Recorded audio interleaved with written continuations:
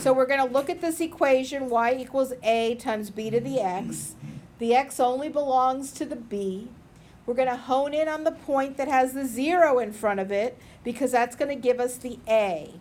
When I plug in the 0 for x and the 5 for y, the b to the 0 turns into a 1, so we know that a equals 5. So we already know a.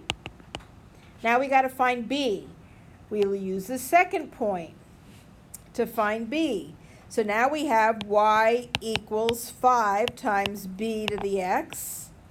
And we put in 25 equals 5 times b squared, right? Why wouldn't you plug it in just? So now I divide both sides by 5. And I get 5 equals b squared. What undoes a square? Square root. So b equals square root of 5. I'm ready to write my equation.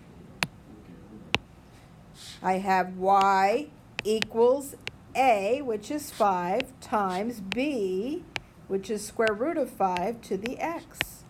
That is my equation. Here are two graphs of exponential functions. In the first one, we're showing decay. What does that mean? It means it's going down. We're losing value. That's the stock market right now.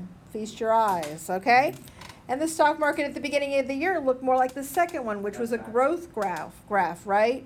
So you're going to look at the equation. If you look at the equation, y equals a times b to the x, you're going to hone in on this guy, the base, the guy that has the exponent, okay? If that guy is bottom heavy,